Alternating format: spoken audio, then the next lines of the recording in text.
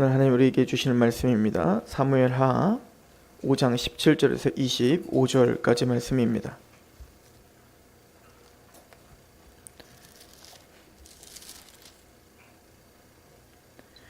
사무엘하 5장 17절에서 25절까지 말씀, 우리 한 목소리로 함께 봉독하도록 하겠습니다. 시작. 이스라엘이 다윗에게 기름을 부어 이스라엘 왕으로 삼았다 함을 블레셋 사람들이 듣고 블레셋 사람들이 다윗을 찾으러 다 올라오매 다윗이 듣고 요새로 나아가니라. 블레셋 사람들이 이미 이르러 르바임 골짜기에 가득한지라. 다윗이 여호와께 여쭈어 이르되 내가 골짜기에 가득한 블레셋 사람에게 올라가니까 여호와께서 그들을 내 손에 넘기시겠나이까 하니 여호와께서 다윗에게 말씀하시되 올라가라, 내가 반드시 블레셋 사람을 내 손에 넘기리라 하신지라. 다윗이 바알 브라심에 이르러 거기서 그들을 치고 다윗이 말하되 여호와께서 물을 흩은 것 같이 내 앞에서 내 대적을 흩으셨다 하셨으므로 그곳 이름을 바알 브라심이라 부르니라. 거기서 블레셋 사람들이 그들의 우상을 버렸으므로 다윗과 그의 부하들이 치우니라. 블레셋 사람들이 다시 올라와서 르바임 골짜기에 가득한지라. 다윗이 여호와께 여쭈니 이르시되 올라가지 말고 그들 뒤로 돌아서 뽕나무 숲을 맞은편에서 그들을 기습하되 뽕나무 꼭대기에서 걸음 걷는 소리가 들리거든 공격하라. 그때에 여호와가 너보다 앞서 나아가서 블레셋 군대를 치리라 하신지라. 이에 다윗이 여호와의 명령대로 행하여 블레셋 사람을 쳐서 게바에서 게셀까지 이르니라. 아멘. 우리는 다윗이 이스라엘의 왕으로 등극한 이야기를 상고해봤습니다. 그러나 다윗은 완벽한 사람이 아니었다는 것을 우리가 지난 시간에 상고했죠. 그래서 다윗이 유다의 왕이 되고 또 이스라엘 통일 왕국의 왕이 되고 이제는 승승장구하는 이야기를 하기 전에 먼저 우리가 이미 상고했듯이 13절부터 16절에 다윗이 처첩들을 두었다. 그러니까 하나님의 율법을 어기고 자신의 탐욕으로 자신의 상황과 또 감정과 또 여러 가지 핑계를 대며 첩첩들을 두면서 이것으로 인하여 사실은 지금 다윗이 외부적인 공격들은 아주 훌륭하게 잘 막아내는데 나중에 내부적인 문제가 생기죠. 이것 때문에. 그러니까 항상 그런 것 같아요. 그 요한계시록 7교회도 우리가 상고해 보면 딱 둘로 나눠져요. 외부적인 공격에 노출되어 있는 교회가 있고 내부적인 공격에 노출되어 있는 교회가 있어요. 그 외부적인 공격은 크게는 이제 핍박이 있죠. 고난이 있습니다. 그래서 버가모 교회 같은 경우는 외부적인 공격들을 훌륭하게 막아냈죠. 순교자까지 생기지 않았습니까? 그런데 내부적인 어떤 세상의 유혹을 이기질 못했죠. 또 하나 에베소 교회도 딱 그런 교회입니다. 에베소 교회도 사도 바울이 또 그렇게 3년이나 눈물로 가르쳤던 그 교회였잖아요. 그리고는 마지막 떠날 때에 주와 은혜의 말씀에 너희를 부탁한다. 그래서 내가 너희에게 밤낮으로 가르친 그 말씀, 그 가르침에 집착하라. 그러니까 정말 철두철미하게 말씀 앞에 서 있으려고 했던 교회였어요. 근데 문제는 에베소 교회가 내부적으로는 외부적인 어떤 적들 또 이단들을 척결하는 일은 잘했는데 문제는 사랑이 식어버렸죠. 하나님을 대한 사랑과 이웃을 향한 사랑이 식어버리는 거예요. 그러니까 이게 항상 문제인 겁니다. 그러니까 이 다윗 왕국도 바로 외부적인 블레셋과의 전투에서 승리하는 이야기가 오늘 나오고 또 이제 계속 승승장구합니다. 이제 다 승리할 거거든요. 그럼 외부적인 승리는 했지만 정작 나중에 모든 왕국이 이제 태평성대가 되니까 내부적인 문제로 인하여 이제 굉장히 골머리를 앓게 돼요. 나중에는 이제 내분이 일어나서 이 아들끼리 전투가 벌어져. 다른 아들을 압살롬이 다 죽여버리고 그리고 나중에는 다윗조차 이게 왜 이런 모든 그 분열의 근원이 다윗이 처첩을 들인 거예요. 그러니까 어머니가 다른 아들들이 서로 정이 별로 없었던 거죠. 그러니까 거기서 나오는 갈등으로 인한 이제 이 왕국의 그런 그 내리막길이 이제 시작되는 거죠. 그런 걸 보면 다윗도 완전한 자가 아니다는 거예요. 우리는 다윗을 통해서 또 다윗의 왕국을 통해서요, 크게는 그리스도를 바라보고 그리스도의 왕국이 무엇인지를 배웁니다.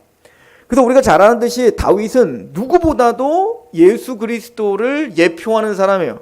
아예 시편의 그 많은 기록들이 다 메시아에 대한 예언이고요. 또한 다윗의 그 심령, 사울에 의하여 쫓김당하여 고통당하고 고난당하여 하나님이 자신을 돌보지 않는 그 끊어진 듯한 고통으로 울부짖었던 그 고백을 누가 그대로 고백하시죠?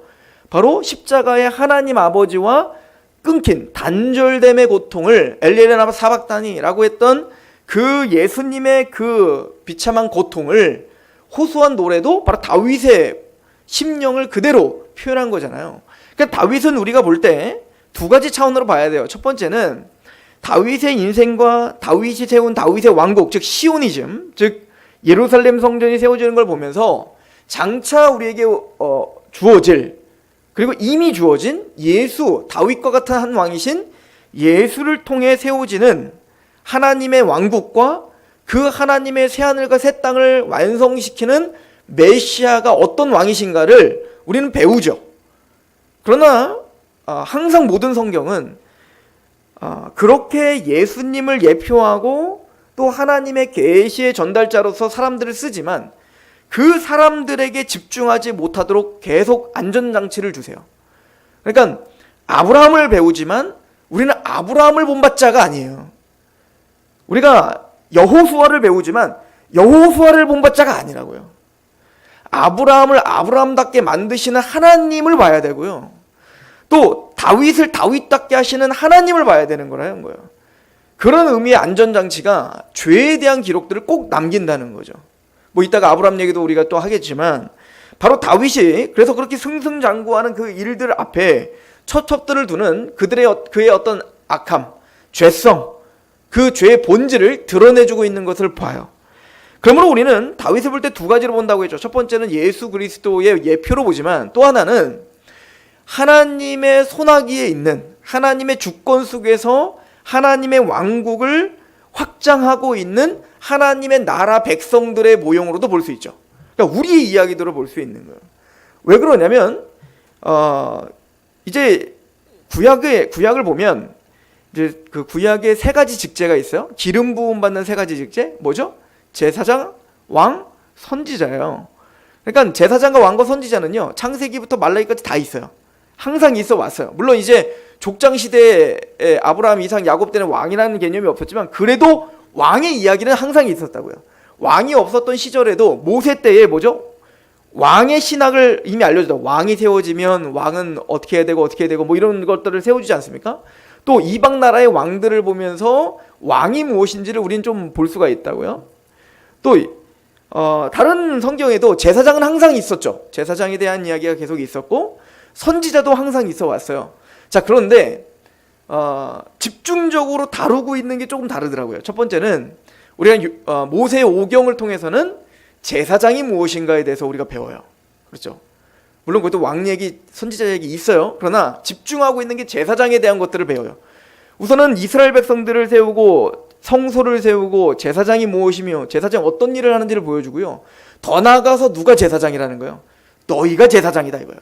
이스라엘 너희 나라가 제사장 나라야를 가르쳐서 제사장에 대해서 가르친다고요.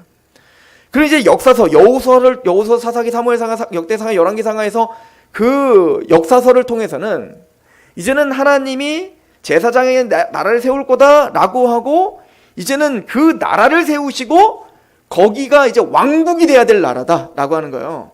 그러니까 왕에 대해서 집중적으로 역사서는 설명하고 있다고 보면 돼요. 왕이 누구냐? 즉 왕의 통치를 받고 있는 나라는 뭐냐? 그러니까 제사장의 나라는 그 왕, 다윗과 같은 한 왕의 통치를 받는 나라야 된다. 그럼 다윗은 어떤 통치를 했는가? 겸손하여 하나님의 말씀대로 통치하는 나라다. 이게 제사장의 나라죠. 그래서 빛과 같은 역할을 해야 되는 게 제사장의 나라인 거예요. 그런데 그 왕의 통치를 곤고하게 그리고 하나님의 말씀에 합당하게 하기 위해서는 반드시 있어야 되는 게 뭐죠? 선지자예요. 그래서 왕정시대와 뭐가 같이 가죠? 선지자가 같이 가는데 구약 성경을 딱 펼쳐보면 뒤쪽에 선지서적이 쫙 있죠. 그러니까 거기 때는 이스라엘 유다의 마지막 그 후반부에는 선지자에게 굉장히 집중하죠. 그래서 그 선지자를 통하여 하나님이 약속한 그 메시아가 누군지를 구체적으로 이제 설명을 하는 게 이제 선지자들의 역할이에요. 그래서 구약 전체를 딱 펼쳐보면 제사장과 왕과 선지자에 대한 기록들이에요. 그리고 그 세 가지 직제가 바로 하나님께 기름 부음 받은 자들이고, 기름 부음 받은 자라고 하는 뜻이 메시아예요. 그 얘기는 창세기부터 말라기까지 전체 구약 성경이 바로 그 메시아를 우리에게 대망하게 하는 책이라는 거죠. 그러니까 앞으로 오실 메시아, 기름 부음 받은 자, 이걸 헬라어로는 그리스도라고 하는 거예요. 그 그리스도는 어떤 분이어야 되느냐? 바로 참 제사장이시고 참 왕이시고 참된 선지자라는 얘기인 거예요. 우리가 믿는 메시아는, 기름 부음 받은 자는 바로 왕이며 제사장이며 선지자라는 얘기죠. 그러니까 제사장은 어떤 역할을 하는 겁니까? 하나님과 죄인을 화목하게 하는 역할. 그죠? 또한 왕은 그렇게 하나님과 화목하게 된 하나님의 백성들을 다스리고, 그리고 선지자는 하나님의 말씀을 대언하는 자가 선지자죠. 바로 예수님이 우리의 제사장이요. 이걸 히브리서가 말하죠. 그래서 우리의 온전한 대제사장은 단번에 영원히 온전케 하시는 제사를 드린 제사장 오직 한 분밖에 안 계시다. 누굽니까? 예수 그리스도가 우리의 영원한 제사장입니다. 이걸 설명하는 거예요. 이걸 설명하기 위해 구약이 있고요. 이걸 설명하기 위해 신약도 있는 거예요. 또한 예수님은 바로 선지자다. 그래서 이제 모세에게 하나님이 뭐라고 말씀하신 민수기에 보면 훗날 너와 같은 선지자 하나를 일으킬 거야. 그 너와 같은 선지자는요, 다른 선지자와 달라요. 다른 선지자는 모세 오경, 모세를 통해서 주신 그 율법의 기반을 두고 선포하는 게 엘리야랄지 이사야랄지 다른 선지자들이에요. 그러니까 그 선지자들의 신탁들은 거의 대부분 뭐냐면 하나님께 계시를 받지만 그 계시의 항상 토대는 뭐냐면 모세 율법이에요. 너희가 하나님이 모세를 통해 주신 율법을 어겼나이다요. 이거를 선포하는 자들이 선지자들이에요. 그러니까 모세는 그 계시들의 거의 근원과 같은 역할을 하는 게 모세잖아요. 모세오경 직접 대면에서 맡았으니까. 그런데 하나님이 뭐라고 하시냐면 나중에 너와 같은 선지자, 그래서 메시아 하면은 그 이스라엘 백성들이 계속 누구를 생각했냐면 모세와 같은 한 선지자, 그 선지자가 올 거다 이렇게 표현했다고요. 그 선지자. 그래서 요한복음에 예수님이 오병이어 기적을 막 베푸니까 오병이어 기적을 보면서 그 이스라엘 백성들이 드디어 누굴 보는 거예요. 와, 광야에서 만나를 주었던 모세가 생각나는 거예요. 그래서 요한복음을 보면 뭐라고 하냐면 그 선지자다 이렇게 말합니다. 그 선지자다. 그러니까 모세 같은 그 선지자다 이거예요. 예수님이 이제 도망가시죠. 숨으시죠. 자, 그런 것처럼 예수님이 그 선지자시죠. 모세와 같은 선지자인데 사실은 모세를 능가하는 선지자죠. 이걸 히브리서 1장은 말하고 있는 거예요. 모세보다 천사보다 월등하시며, 그죠? 그분은 하나님의 아들로서 섬기시는 주인이시죠. 그래서 율법의 주인이시고 입법자시죠. 그래서 이제 그분이 바로 그 선지자다. 이제 요한은 그걸 뭐라고 표현하고 있냐면 아예 하나님의 말씀을 대언하는 선지자를 넘어 그분이 아예 말씀이다 이렇게 표현하는 거예요. 그러니까 예수로 말미암지 않고는 아버지를 볼 수가 없는 거예요. 그러니까 선지자가 하나님의 뜻을 선포하고 하나님 마음을 선포하는 자가 선지자잖아요. 그러니까 예수가 바로 그 선지자다 이거예요. 말씀이시다. 이걸 설명하는 거죠. 계시 자체시죠. 그리고 바로 왕이라는 겁니다. 그죠? 그분은 왕이에요. 그래서 이 왕이라고 하는 것은 하나님의 백성들을 다스리는 자, 그죠? 그들을 구원하며 그들을 다스리며 하나님의 뜻 앞에 순복하게 하는 자. 그래서 그 왕은 원래 이스라엘의 왕이 해야 될 일은 외부 이방 나라에게서 누구를 보호하는 거예요? 하나님의 제사장 나라를 보호하는 역할을 해야 됩니다. 그래서 전투를 벌여야 되는데 그 전투를 할 때 반드시 신명기에 뭐라고 하냐면 말을 많이 두지 말라 이렇게 말하죠. 병거를 많이 두지 말라. 이게 뭐예요? 군사력을 의지하는 왕이 아니에요. 그러니까 내가 내 전략과 외교와 정치와 군사력으로 이스라엘을 보호하고 이스라엘을 구원하고 이스라엘을 하나님의 나라로 영광스럽게 만드는 왕이 아니에요. 그럼 어떻게 해야 되죠? 사람이 떡으로만 사는 게 아니라 여호와 입에서 나오는 말씀으로 산다는 것을 알게 하는 거예요. 하나님의 말씀으로 승리하고 하나님의 말씀으로 구원하고 하나님의 말씀으로 다스리고 하나님의 말씀으로 기뻐하는 나라를 만드는 게 이스라엘의 왕의 해야 될 일이에요. 그러니까 사울 왕이 그걸 못했던 거죠. 왜? 사울 왕은 하나님 말씀 들으려고도 안 했잖아요. 그냥 자신의 감정과 자신의 생각대로 살았잖아요. 근데 다윗이 나름은 여기 있는 거예요. 다윗은 오늘도 보면 아시겠지만 블레셋과 전투를 벌이기 전에 먼저 바로 누구에게 물어봐요? 하나님께 물어보죠. 블레셋이 지금 치러 왔어요. 지금 다윗 죽이러 왔다고요. 그럼 당연히 전쟁해야죠. 전쟁 안 하고 가만히 넋놓고 있으면 그럼 죽임 당하는 건데. 근데 그런 절체절명의 위기, 자신의 목숨을 앗아가려고 하는 블레셋의 그 공격 앞에서도 다윗은 끝까지 하나님의 말씀을 의지하려고 한다고요. 이건 사울에게 쫓김을 당할 때도 그랬죠. 항상 에봇을 일부러 제사장이 도망오니까 에봇 갖고 오라고 그래서 에봇을 통하여 하나님의 뜻을 계속 물어가며 통치하고 다스리고, 자, 하나님의 뜻 앞에 계속 물어가면서 하다 보니까 어떻게 될까요? 지금 당장 치고 싶고 지금 당장 죽이고 싶고 지금 당장 어떻게 내 손으로 어떻게 할 수도 있는데 다윗은 그걸 절제해야 된다고요. 내 승질대로 할 수 없다고요. 그러니까 내 몸을 좀 복종시킨다, 자기를 부인하고 자기 십자가를 지고 따른다 라고 사도 바울이 말한 것처럼 다윗이 딱 그런 왕이었죠. 내 전략, 내 감정, 내 경험, 그 어떤 것으로도 전쟁을 하지 않으려고 해요. 사실은 오늘 블레셋이 지금 쳐들어왔어요. 사실은 블레셋 바보예요. 가만히 있으면 다윗이 블레셋 안 칩니다. 왜냐면 블레셋에게 지금 다윗이 망명생활을 하면서 블레셋에게 은혜를 받았잖아요. 그래서 다윗의 성품상 다윗은 절대 자기가 먼저 블레셋을 치러 올라갈 자가 아닙니다. 미안한 마음이 있었을 거라고요. 그런데 블레셋은 다윗이 이스라엘의 왕이 되었다는 소식을 듣자마자 불안했던 거예요. 왜냐면 다윗을 잘 알잖아요. 다윗이 어떤 장군이었는지 알잖아요. 그러니까 이 그 가드의 아기스 왕이 다윗이 자기 손안에, 사실은 아기스 왕이 다윗을 굉장히 좋아했다고요. 사랑했단 말이에요. 그 장군들은 막 불안해하고. 그런데 아기스 왕이 다윗을 사랑할 수 있는 이유는 내 옆에 있으니까 사랑하죠. 유능한 장군이니까 내 옆에 있으니까 사랑하는 건데 얘가 만약 적군이라면 사랑할 수가 없죠. 그리고 얼마나 두려운 존재가 되겠습니까? 그런데 아기스는 다윗을 잘 알고 있었을 거라고요. 그의 성품이 어떤지 말입니다. 그럼 건들질 말았어야 되는데 이 블레셋은 다윗이 왕이 됐다라고 하는 소식을 듣자마자 누가 뭐 하지도 않았는데, 그러니까 이 블레셋이 두려운 거죠. 그리고 자신의 생각에 매몰된 겁니다. 다윗을 불러다가 좀 얘기를 좀 해보든가, 그런 것도 없이 혼자 생각하고 혼자 결론 내리고, 분명히 다윗은 우리 죽이러 온다, 우리 쳐들어온다 라고 결론을 내리고, 이 배은망덕한 놈이 감히 우리를 배신하고 너무 많이 나가는 거예요. 다윗은 그런 생각 지금 갖고 있지는 않다고요. 그러니까 이게 죄인됨의 특징인 거예요. 그러니까 이 블레셋은 자신의 어떤 감정에 의해서 투영된 무엇이 진리라고 생각하는 거예요. 그리고는 어떻게 하는 겁니까? 또 하나, 교만하죠. 자기가 승리할 수 있을 거라는 착각을 하고 있다고요. 그리고 또 하나는 이 교만이 얼마나 하늘을 찔렀냐면, 지금 사울이 죽었을 때 사실은 단숨에 블레셋이, 그때는 굉장히 의기충천했잖아요. 블레셋이 사실은 점령할 수 있었어요. 이스라엘. 사울 죽여버렸어요. 왕이 죽었다고요. 그럼 끝 아니에요, 전쟁? 그냥 쳐들어가고 그냥 점령해버리면 되는 거 아닙니까? 근데 그때는 그냥 돌아갔다고요. 블레셋이 무슨 생각을 했을까요? 이스라엘은 이제 게임이 안 된다고 생각했겠죠. 전혀 거들떠보지도 않아도 되는 나라라고 생각했겠죠. 그러니까 별로 신경을 쓰지 않았던 겁니다. 그게 그들의 또 교만이었죠. 이스라엘이 군사력이 있고 왕이 있어서 강력한 나라였나요? 지금까지 왕이 있었던 건 사울밖에 없어요. 사울도 제대로 된 왕도 아니었고요. 이 이스라엘 나라가 가장 강력했던 때는 어떤 군사력이 있을 때가 아니었다고요.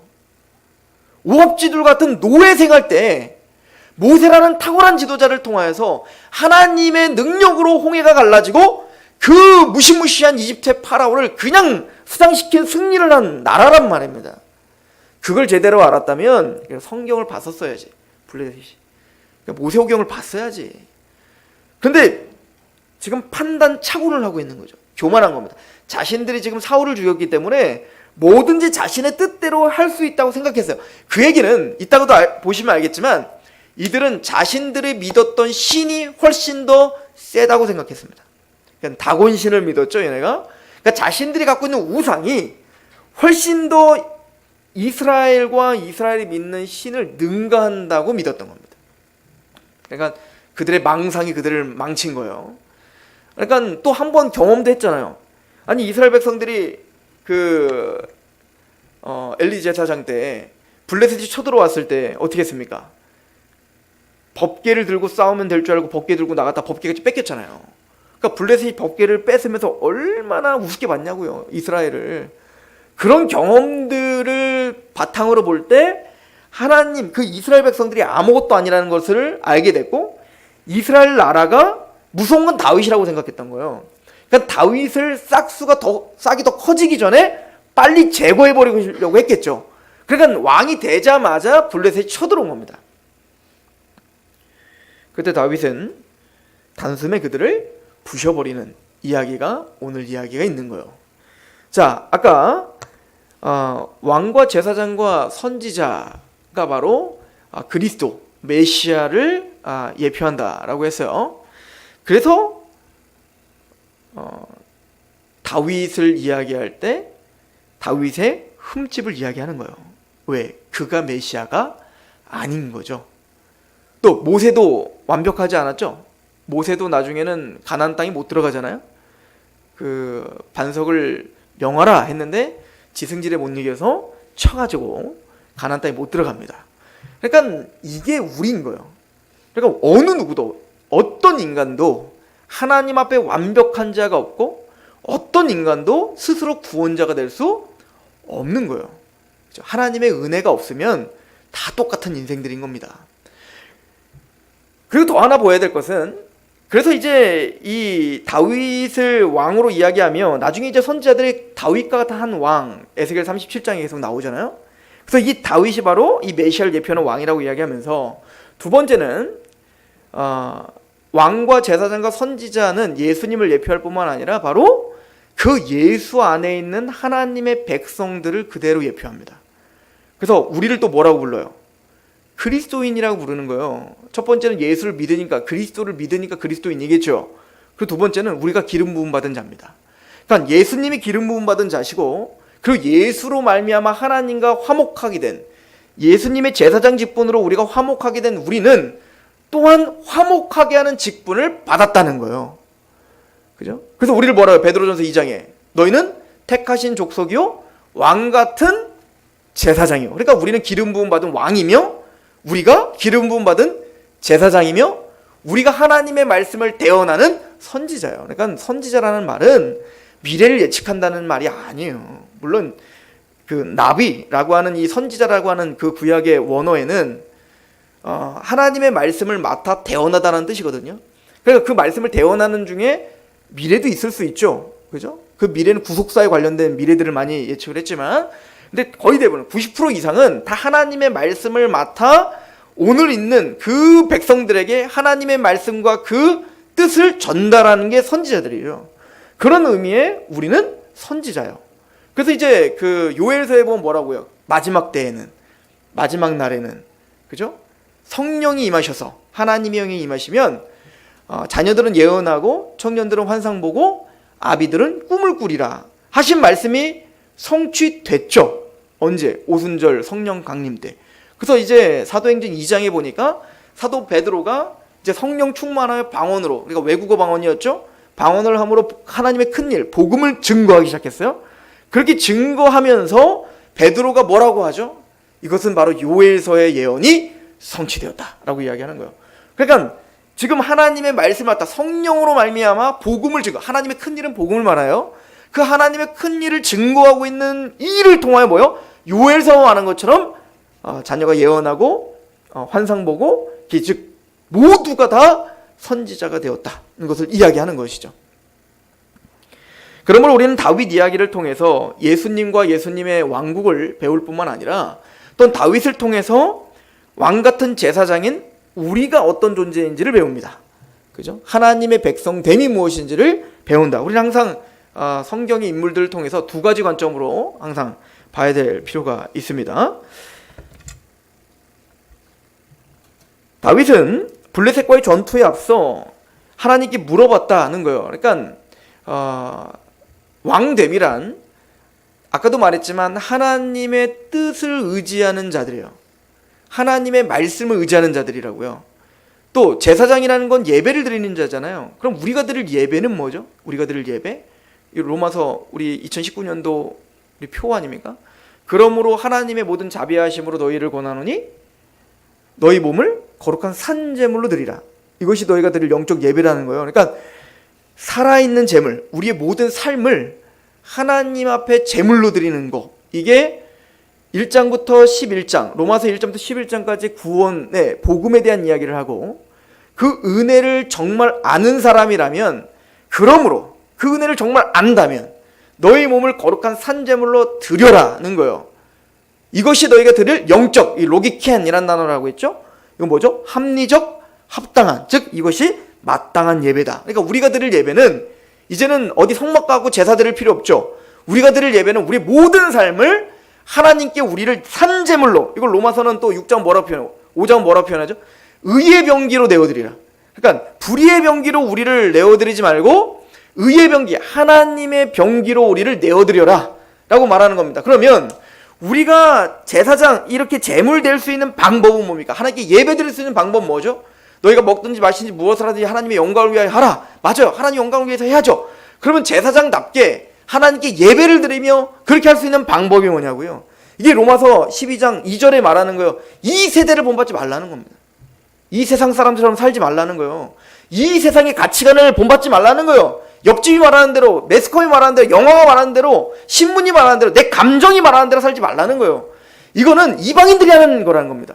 그런 제사장 나라가 할 수 있는 게 아니라는 거예요. 즉 이방의 우상 숭배를 하고 이방의 화려함을 쫓고 이방의 무엇을 쫓는 것은, 그리고 그 이방 나라의 무엇을 쫓는 것을 쫓기 위하여 하나님을 이용하는 것은, 그건 신앙이 아니라, 예배가 아니라 우상인 거예요. 그러므로 이 세대를 본받지 말고 하나님의 뜻이 무엇인가 분별하라는 겁니다. 이게 예배의 첫 발자국이죠. 그러니까 제사장 노릇하기 위해서 제일 먼저 해야 되는 건 뭐냐면, 이 세대, 그러니까 내 맘대로 사는 거, 이걸 에베소서 4장 뭐라고요? 총명이 어두워지고 무지해지고 마음이 강팍하여져서 굳어져서 하나님의 생명에 떠나 있도다. 그래서 이제는 스스로 방탕히 방임하여 욕심대로 행하는, 자기 마음대로 살고 있는 그런 방종한 삶은 제사장의 삶이 아니죠. 하나님의 뜻이 무엇인지 분별하는 거예요. 다른 말로 말하면 하나님의 말씀에 복종하는 겁니다. 그죠? 그러니까 왕 노릇하는 것도, 제사장 노릇하는, 그리고 선지자는 말 다 하면 뭐예요? 내 말 전하는 게 선지자가 아니죠. 하나님 말씀 전하는 게 선지자니까 당연히 말씀을. 그러니까 왕이며 제사장이며 선지자인 모든 사람들은 기름 부음 받았다라고 하는 건 뭐에 집착하는 삶인 거예요? 하나님의 뜻에 집착하는 사람들인 거예요. 그래서 이걸 에베소서는 뭐라고 표현하고 있냐면, 하나님이 기뻐하실 것이 무엇인가 시험해 보라. 그러니까 다윗이 딱 그렇게 살았던 거죠. 그러니까 다윗이 지금 전쟁 하나를 하더라도 하나님에게 묻는 거예요. 내가 올라가리이까. 그죠? 그리고는 하나님 뭐라고 합니까? 내 손에 넘겼다. 이 약속 붙들고 가는 겁니다. 그러니까 이게 이스라엘의 전쟁 시나리오예요. 이게 다윗만 이렇게 싸웠던 게 아니라요, 이스라엘 백성들이 가나안 땅을 정복하는 전쟁에서 하나님이 훈련시켰던 게 이거예요. 광야 40년 내내 훈련시킨 게 이겁니다. 하나님보다 앞서가지 말라는 거예요. 하나님이 출발할 때 출발하고 하나님이 멈추면 멈추라는 것을, 하나님의 쉐카나 영광의 구름이 움직이면 같이 짐 싸갖고 움직여야 되고요, 하나님의 쉐카나 영광의 구름이 멈추면 거기서 다시 짐 풀러서 텐트 치고 거기서 멈춰야 되는 거예요. 그 구름에서 벗어나면 전갈과 뱀의 해를 받아요. 그리고는 그 하나님 말씀에 하루하루 의지하지 않으면 만나를 먹지 못해요. 만나가 떨어져도 하나님은 만나를, 예를 들어서 한 호멜, 그러니까 자기가 먹을 만큼만 먹으래요. 다음 날까지 남기지 말래요. 그런데 하나님 말씀을 어기고 다음 날까지 남기면 다 썩어버려요. 그러니까 하나님의 말씀을 순종해야 한 걸음 한 걸음 나갈 수 있고요, 만나와 메추라기와 물을 먹을 수 있는 곳이 광야죠. 그리고 우리를 뭐라고 해요? 사도 바울은 고린도서 10장에 광야 교회라고 하는 거예요. 그러니까 우리가 지금 훈련 받는 게 그거 받는 거예요. 내 마음대로 내가 계획하고 내가 하고 싶은 대로 다 되는 거, 그게 성도의 삶이 아니라고요. 한 걸음 한 걸음 하나님 말씀에 의지하고 기도하고 전전긍긍하고, 그러다 안 되고 두렵고, 그러나 또 하나님 의지할 수밖에 없고, 그래서 매일매일 물어보는 사람. 그러니까 왕도가 없어요. 신앙은요. 가끔 이런 경우가 있죠. 내가 왕년에는 내가 기도 많이 했지. 내가 성경 공부 끝내주게 했어. 내가 옛날에는 전도왕이었지. 옛날에는 그렇게 인도받았겠죠. 그게 지금 인도하는 게 아니라고요. 이스라엘은 그 경험이 그들을 인도하는 게 아니라니까요. 하루하루 매일매일 살아서 말씀을 붙잡지 않으면, 매일매일 살아서 기도로 하나님을 붙잡지 않으면 살 수가 없다, 승리할 수가 없다. 이거 배우는 게 광야예요. 근데 우리가 지금 광야를 살고 있단 말입니다. 그래서 시편에 뭐라고 고백하죠? 주 여호와는 발등상의 등불이라, 이렇게 표현하는 거예요. 아니, 왜 발등상의 등불이 답답하지 않으세요? 좀 서치라이트가 비춰야 좀 안전하게 가잖아요. 한 10년은 내다보는 계획을 짜야 될 거 아니겠습니까? 하나님 그렇게 안 하시겠다는 거예요. 웃기지 말고 오늘 하루 말씀 보고 그 말씀으로 한 발짝 걸으라는 겁니다. 이게 하나님의 성도들의 삶이에요. 제가 훈련단체에 있을 때 항상 하는 얘기가 있었어요. 아니, 그 훈련단체는 정말 거기 간사들 일하고 이런 사람들요, 한 달 30만 원 받고, 30만 원도 프론티어 뭐 이름을 또 붙여가지고 뭐 엄청난 훈련을 받은 사람이나 30만 원 받을 수 있지, 저같이 아무것도 아닌 사람은 정말 자비량으로 정말 돈 빚내가면서 거기서 막 훈련하거든요. 그러면서 항상 하는 얘기가 있어요. 재정훈련 하셔야 됩니다. 그 어려울 때 하나님께 기도해서 하나님께 응답받는 훈련 하십시오. 이거 통과하면 풀린다는 거예요. 그러니까 그 교장, 그 선교단체의 그 장은요, 가고 싶은 데 다 다녀요. 외국도 다니고 뭐 다 다녀요. 그리고 자기는 재산 없대. 그리고는 뭐 하고 싶은 거 다 해요. 먹고 싶고 좋은 차도 타고 다 하고, 집도 맨날 옮겨 다녀요. 그 집 없대 자기. 없긴 하겠지 뭐. 다 거기서 제공해 줄 테니까. 그리고 항상 하는 얘기가 있어요.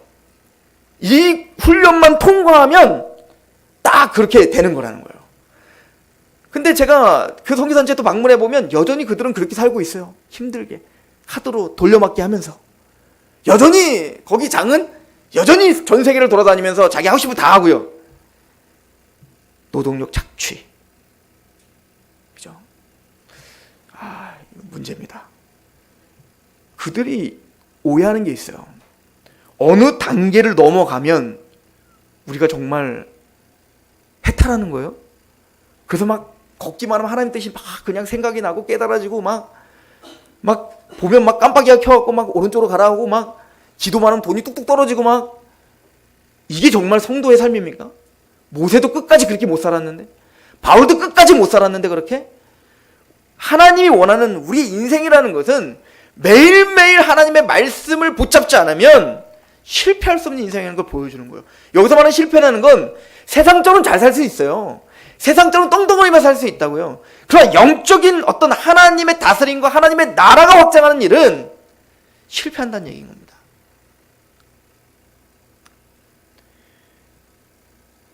다윗은 바로 그걸 배운 거죠. 즉 하나님을 의지하지 않고는 한 걸음도 나가지 않는 겁니다. 다윗이 언제 이걸 배웠죠? 고난을 통해 배운 겁니다. 목동으로부터 시작한 그 밑바닥부터 시작하여 기름 부음 받고 얼마나 교만할 수 있는 상황에서, 편안해야 될 상황에서부터 그때부터 고난 시작이었죠. 괜히 이스라엘 왕이란 기름 하나 부음 받아가지고 정말 모진 삶을 살았잖아요, 다윗이요. 근데 그런 삶을 살면서 다윗의 신앙은 더욱더 단단해지는 거예요. 세상이 줄 수 없는 그의 가치관이 있고요. 세상이 줄 수 없는 평강이 그를 주장하고 있고요. 세상이 줄 수 없는 그 담대함이 그를 주장하기 시작하는 거예요. 이게 우상숭배와 하나님을 따르는 자와의 다름이에요. 오늘 보십시오. 블레셋이요, 의기양양해서 누구를 치러 왔어요? 다윗 치러 왔잖아요. 그때 뭘 갖고 왔냐? 우상을 갖고 왔다고 말합니다. 그렇겠죠. 우상을 가져와서 얘네들의 기도는 뭘까요? 승리하게 해주세요 할 거 아니에요. 그래서 이스라엘도 먹게 해주세요 할 거 아니에요. 저놈의 다윗 제거해서 우리 번영하게 하세요. 이게 그들의 기도였을 거 아니겠습니까? 제가 지금도 기억나요. 저희 큰 누나가 신학교를 시험을 봤어요. 그러니까 그때는 학력고사란가 그런 거였을 거예요. 그래서 직접 시험 보는 사람들이 다 거기를 간 거예요. 근데 목회자 자녀들이 다 거기 갔겠죠. 그러니까 목사님들 자녀들은 그때 하여튼 목사님들이 좀 뭐 좀 지원이 있었는지 편안하게 무슨 막 거기 저기 뭐 여관이나 이런 것도 다 잡힌 거예요. 근데 이제 그때는 이제 시험 보러 가면은 막 다음날 방 잡을 데도 없었나 봐요. 막 이렇게 다 몰리니까. 저희 누나는 뭐 아무것도 없으니까 간신히 어디 뭐 저기 조그만 옆에 교회 가서 막 사정을 해가지고 우리 교회 다니는데 우리 하룻밤만 재워주세요 해가지고 우리 누나를 재워가지고 다음날 시험을 봤다고 하더라고요. 근데 이제 문제는 이제 기도를 해야 되는데 이제 막 기도를 하는데 이제 누가 더 기도빨이 세냐의 문제가 되는 거예요. 왜냐면 목사님들 자제인데 이거 우리가 딸리는 거죠. 그래서 이제 누나를 위해서 기도해라 그렇게 말하는데 제 혼자 생각에 왜 기도해도 소용없을 것 같은데, 왜냐면 내가 아무리 기도해도 목사님들이 더 기도가 세지 그래 내가 더 기도가 셀까 그러면서 도대체 이거면서 제가 좀 지금 생각하면 갈등을 한 거예요. 그러니까 이 기도도 경쟁인 거죠. 그러니까 무한 경쟁인 거예요. 이거 막 신학교니까 특별히 그러니까 막 하나님을 다 하나님 내 편이라고 생각하면서 기도해야 되는 거 아니에요. 그러니까 누가 더 세냐 이렇게 막 이렇게 파이프 놓고 공 놓고 누가 더 세게 불어서 왔다 갔다 하냐 이런 것처럼 막 하여튼 힘있게 기도하는. 그러니까 지금 생각하면 우리가 신앙을 그렇게 하고 있는 거죠. 이상한 하나님 만드는 거잖아요. 지금 사실은 블레셋은요 지금 그렇게 신앙하고 있는 거예요. 그의 신과 그들의 신과 누가 신이 더 세냐, 누구의 믿음이 더 세냐, 누구의 희생이 더 세냐, 누구의 열심이 더 세냐, 이거 갖고 지금 하나님께 기동덕 받으려고 하는 거죠. 근데 문제는 블레셋이 졌어요. 고난이죠. 당장 어떻게 하죠? 오늘 보니까 우상을 버리고 갔더라요.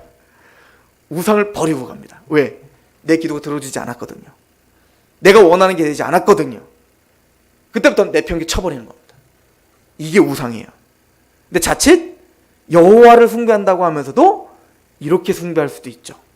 그건 정확하게 뭐 어떤 좋은 말을 하더라도 그건 우상입니다. 다윗을 보십시오. 다윗은 그의 전 인생 속에 사실은 지금 이스라엘의 왕이 된 반짝 지금 행복하지만 지금까지 내내 고난이었다고요. 블레셋의 신앙으로 했다면 그냥 일찌감치 예수님 하나님 버려버리고 그냥 자기 멋대로 살아야 될 인생이었다고요. 근데 다윗은 그런 고난이 오면 올수록 시련이 오면 올수록 하나님을 더 의지하는 신앙이 돼요. 그러니까 손양원 목사님이 그런 얘기를 해요. 나의 아버지 손양원 목사님이라는 책이 있어요. 그 딸이 이제 쓴 책인데 거기에 제일 앞에 뭐라고 써 있냐면 기독교 신앙이란 오직 고난만이 단련하게 한다 이렇게 표현해요. 그러니까 손양 고난을 당하셨던, 그래서 신사참배와 동방요배 때문에 온갖 고난, 우리가 상상할 수 없는 고문을 당하고 또 간신히 살아남아 이제는 좀 행복할라 쳤더니 6.25 전쟁이 일어나기 전에 이제 여수 반란 사건이 일어나면서 정말 생명과 같은 첫째 아들과 둘째 아들이 죽임당하고, 그러니까 이게 얼마나 비참한 일이냐고요. 그런 손양 목사님이 그 인생에 산 얘기가 기독교 신앙이란 고난만이 단련시킨다 라고 말을 한다고요. 이게 기독교 신앙과 우상과의 다름이에요. 우상은 자신의 감정과 자신의 어떤 계획에 따라 움직이는 거예요. 그리고 그 계획이 이루어지지 않으면 온갖 낙심과 신을 버려버리는 겁니다. 그러나 기독교 신앙이란 하나님과의 관계가 먼저인 거예요. 그래서 그 고난과 고통 중에 그의 신앙은 더욱더 단련이 되고 단단해져요. 이게 바른 신앙의 특징이죠. 하나님은 그렇게 하나님을 철저하게 의지하고 있는 다윗을 통하여 블레셋을 부셔버림으로 하나님이 영광을 받으셨습니다. 그죠? 첫 번째, 왜 다윗의 이 승리가 하나님이 영광을 받으셨을까요? 다윗의 싸움 자체가, 방법 자체가 자신이 한 게 아니거든요. 그러기에 하나님이 드러나는 겁니다. 내가 이렇게 했더니 승리했더라. 내가 이런 방법을 취했더니 승리했더라. 그걸 신앙이라고 말하지 말자는 거예요. 다윗은 나는 할 수 없었는데 하나님이 그렇게 하라고 해서 했습니다. 이게 하나님을 영화롭게 만든 겁니다. 두 번째는 이스라엘 백성들의 제사장 나라란 또 아브라함을 가나안 땅에 들여보냈던 이유가 여기 있죠. 가나안 땅은 하나님을 숭배하지 않고 바알을 숭배하는 땅이에요. 그러니까 그 블레셋과 같은 우상을 숭배하는 땅이었다고요. 그 땅에 하나님이 아브라함을 처음에 창세기 12장에 보낸 다음에 그곳에서 아브라함에게 축복하죠. 내가 너와 함께 할 것이고 복을 줄 거고 이 땅 줄 거고 그 씨를 줄 거야. 이렇게 또 너가 가는 곳에 축복하는 자 축복하고 널 저주하는 자 저주할 거야. 이렇게 했어요. 근데 이 아브라함이 그 땅에서 제일 먼저 한 게 뭐죠? 세겜 땅 상수리 나무에서 제사 드리는 거였습니다. 그것은 뭐예요? 그 상수리 나무는 바로 바알 숭배 본거지예요. 근데 그 바알 숭배의 그 중심 지역에서 하나님을 예배하는 거. 다른 말로 말하면 쉽게 얘기해서 존 파이퍼 목사님이 그 선교에 대해서 이렇게 얘기하죠. 선교라는 것은 우리가 뭔가를 증거하러 간다. 물론 맞죠. 근데 궁극적인 목적은 예배가 없는 곳에 하나님의 예배를 회복하는 게 선교다. 이렇게 말하죠. 그러니까 전도도 마찬가지죠. 전도는 뭐 상급 받으려는 게 아니라 하나님을 마땅히 예배해야 되는데 그 하나님을 예배하지 않고 우상을 숭배하는 그곳에 그 악의 무리를 부셔버리고 하나님을 예배하게 하는 거. 이게 아브라함의 사명이었죠. 그러면 왕같은 제사장, 또 다윗 왕이 해야 될 일이 이거죠. 우상을 숭배하고 있는 그 이방 나라, 그 블레셋을 부셔버리고 그 이방의 우상을 부셔버리고 그곳에 하나님의 영광이 드러나게 하는 거. 이게 다윗이 해야 될 일이에요. 그리고 이건 아브라함이 했었다. 이 블레셋에, 여러분들이 나중에 블레셋을 좀 찾아보면 아시겠지만 아브라함과 이삭 때부터 블레셋은 굉장히 긴밀하게 연결되어서 우리에게 이야기해줘요. 첫 번째, 아브라함이 그 파라오에 가서 파라오 이집트에 도망을 간 다음에 자기 아내 팔아버리잖아요. 그러니까 약속을 받자마자 아내 팔아버렸어요. 그러니까 자녀를 줄 씨의 통로인 사라를 팔아버렸죠. 두 번째, 가나안 땅 버리고 지금 이집트 왔죠. 땅에 대한 약속을 지금 개차반처럼 여겼죠. 세 번째, 하나님이 아브라함에게 너는 축복한 자 축복하고 저주하는 저주, 내가 네 편 되어줄게, 내가 너와 함께 싸울게 된 거잖아요. 근데 아브라함이 어떻게 했어요? 겁나가지고 자기 방법대로 아내 팔아버리는 것을 통해서 위기를 모면하려고 해다 더 큰 화를 당할 뻔하잖아요. 그러니까 하나님이 약속한 세 가지를 다 개차반처럼 여겼죠. 그런데 그런 아브라함을 하나님이 어떻게 한 거예요? 찾아가셔서 파라오를 협박하고 다시 아내 찾아주고 다시 가나안 땅 돌아오게 하고 또 하나님이 나와 진짜 함께하고 있네 라고 하는 믿음을 만들어주시고, 그게 다 하나님이 하신 거예요. 그런 과정 속에서 우리가 창세기 18장 17장에 보면 어떤 얘기가 나오냐면 하나님이 이제 100세 때 1년 후에 이삭 줄게, 내가 너를 지켜줬던 그 사라를 통하여 자녀 낳게 해줄게. 17장에 아브라함이 비웃었다고 했죠. 18장에 누가 비웃어요? 사라가 비웃었죠. 하나님 약속 듣고도 1년 전까지만 해도 아브라함과 사라의 믿음은 개판이었다는 얘기인 거예요. 비웃었다는 얘기예요. 그리고 어떤 일이 있었는데요? 21장에 이삭이 태어나거든요. 17장에 하나님 비웃고 18장에 하나님 비웃고 그리고 18장 19장 그리고 20장에 어떤 이야기가 나오냐면 아브라함이 블레셋 땅 그랄 땅에 가서 아비멜렉에게 또 팔아버려요, 사라를. 이게 아브라함이었어요. 이게 우리라는 거예요, 우리. 우린 그렇게 믿음 없음, 자격 없음, 우린 그렇게 하나님의 약속을 의지할 수 없음이에요. 그런 아브라함을 하나님은 버리지 않고 마침내 또 거기서 또 끄집어내시는 건 누구야? 하나님이 또 끄집어내세요. 아비멜렉이 또 찾아가고 너 선지자 아내 너 죽을래? 그래갖고 이제 겁나게 하고 끄집어내시잖아요. 그러니까 끝까지 이런 아브라함을 챙기고 붙잡고 마침내 21장에 이삭을 낳으면서 뭐라고 하냐면 내가 약속한 대로 하나님의 말씀한 대로 사라를 돌보셨고 사라에게 이루셨다는 거예요. 이게 하나님의 약속이거든요. 그래서 그런 인생, 그런 고난, 그런 고통을 통해서 그렇게 넘어지고 쓰러지고 다윗도 계속 넘어지는 이야기 우리 했잖아요. 그런 과정을 통해 아브라함이 배운 건 하나님의 신실하심이에요. 하나님은 신실하구나. 나는 이렇게 부족한데, 나는 이렇게 하나님을 버리는데 하나님은 날 버리지 않는구나. 나는 하나님의 약속을 이렇게 비웃는데 하나님은 그 비웃음을 기쁨의 웃음으로 반드시 만드시는구나. 그리고는 22장이 있는 거예요. 이삭을 모리아산에 바치는 장면 말입니다.